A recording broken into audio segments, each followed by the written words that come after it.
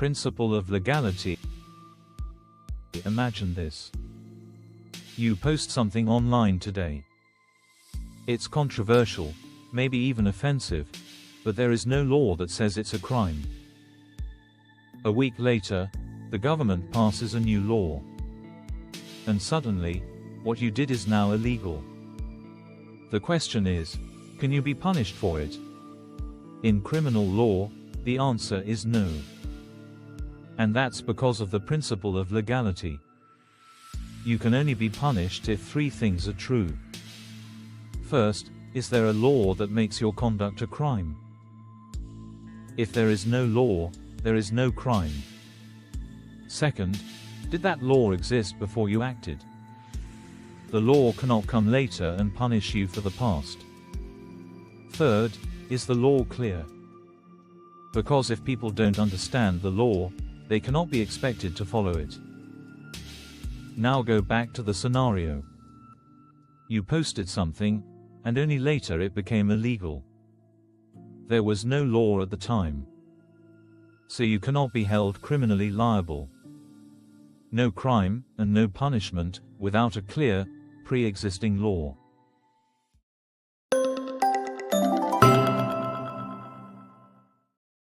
Imagine this. You're standing near a swimming pool. A child falls in, struggling to breathe. You see everything. But you do nothing. The question is, can you be held criminally liable? Before anyone can be guilty of a crime, two things must exist. There must be conduct, and that conduct must be voluntary. The first element, conduct. Criminal law does not punish thoughts. You can think anything, and the law does nothing. But the moment you act, or fail to act when you should, that becomes conduct. Conduct can be an act, like hitting someone. Or an omission, like failing to help that child. But not every omission is a crime. You are only punished if you had a legal duty to act. Now ask, did you have a duty to help? If you were the child's parent, a lifeguard, or responsible for their safety, then yes. The law expects you to act. And failing to do so, can make you liable. The second element, voluntariness. The law asks, were you in control of your actions? Because if you were not in control, there is no voluntary act, and no criminal liability. For example, if someone physically forces your body, and you have no control at all, that is not your act. Or if you act unconsciously, like sleepwalking, you are not truly choosing to act. But be careful. Voluntary does not mean intentional. Even if you act carelessly, as long as you were in control, your conduct is still voluntary. Now go back to the scenario. You saw the child. You were in control. And if you had a legal duty to act, your failure becomes conduct. Voluntary conduct. And that is enough for criminal liability. A man is shot, and hours later, he dies in hospital. The question is not just what happened. The question is, who caused the death? This is where criminal law asks a very specific question. Did the accused's conduct actually cause the result? But first, not every crime needs a result. If someone drives drunk, the crime is complete the moment they drive. No result needed. But in crimes like murder, the result is everything. Someone must die, and that death must be caused by the accused. So how do we decide that?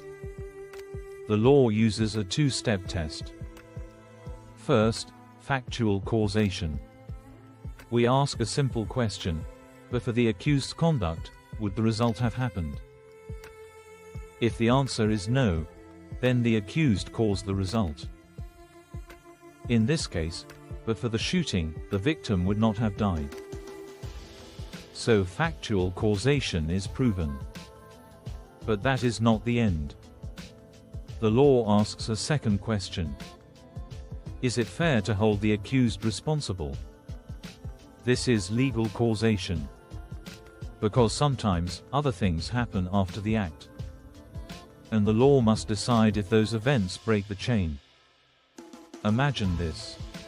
A shoots Bro. Bro is seriously injured, but still alive. Then, someone else shoots Bro, and Bro dies instantly. Did A still cause the death? Yes. Because A's act is still closely connected to the result. The chain is not broken. Now imagine another situation. A shoots Bro. Bro goes to hospital, but later dies from an infection. Is A still responsible? Yes. Because that result is not unusual. Infections happen. The death is still a foreseeable consequence. But now consider something different. What if something completely unexpected happens? Something abnormal, something no one could have predicted. That could break the chain of causation. This is called a new intervening act. But the law is strict. If the new event is not truly unusual, the chain remains intact. Even medical negligence is usually not enough to break the chain. So go back to the beginning. A man is shot, and later dies. Ask three things. Is this a crime where the result matters? Did the accused's conduct cause the result? And is it fair to hold them responsible? If the answer is yes, then the law is clear. The accused caused the death.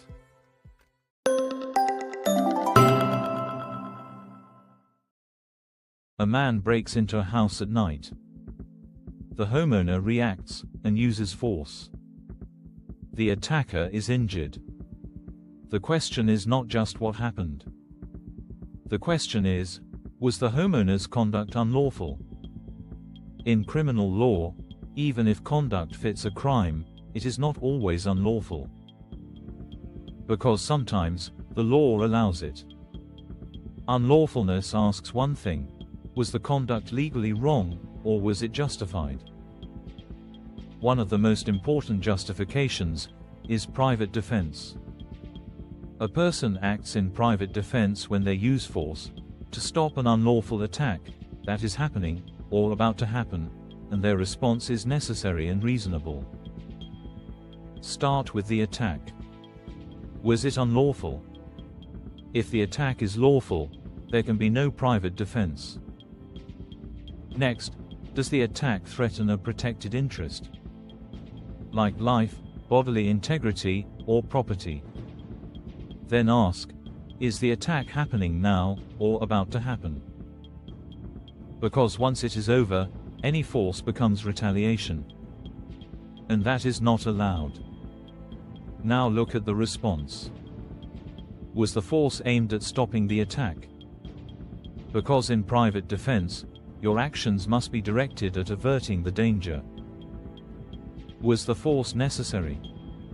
Was this the only effective way to protect yourself? Or was there a reasonable alternative? And finally, was the force reasonable? There must be a balance between the threat and the response. Too much force becomes unlawful. So, back to the house. An intruder breaks in at night. The threat is real. It is immediate.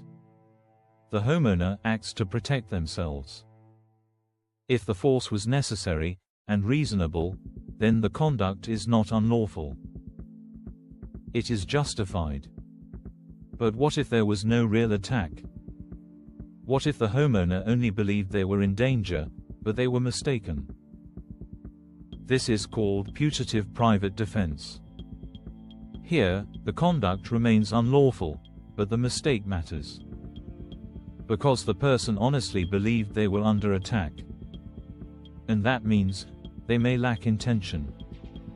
So in the end, unlawfulness is not just about what was done. It is about whether the law allows it. Because sometimes, what looks like a crime, is actually justified. A storm hits a small town. Floodwaters begin to rise, faster and faster. A man is trapped. The only way to escape is to break into a nearby house and take a boat that isn't his. The question is not just what he did. The question is, was his conduct unlawful? In criminal law, sometimes a person is forced to choose between two harmful outcomes. This is where necessity applies.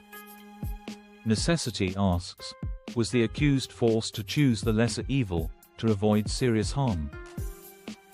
A person acts out of necessity when they protect a legal interest, like life or property, from a serious danger that has already started, or is about to start, and there is no other way out.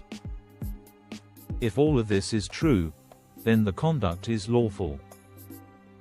Start with the danger. Was there a real threat? Something immediate, not something in the distant future. In this case, the flood is rising. The danger is real. It is happening now. Next, what is being protected? Here, it is life. Then ask, was there another way to escape? Could he have avoided breaking in? If there was no reasonable alternative, then the act becomes necessary. But that is not enough. The law requires balance. The harm caused must not be greater than the harm avoided. Breaking a door to save a life may be justified. But destroying something far more valuable to save something minor would not be. Also ask, was he expected to endure the danger? Because sometimes, the law expects a person to tolerate certain risks. And finally, did he know what he was doing? Was he aware that he was acting to escape danger? Now go back to the scenario. A man breaks into a house to escape rising floodwaters and survive.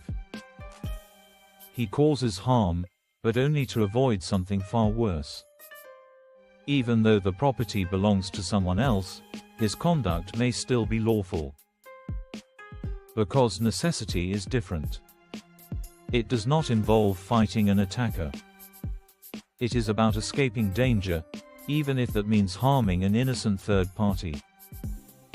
So in the end, the law recognizes something important. Sometimes, doing harm is the only way to prevent something worse. And in those moments, the law allows it.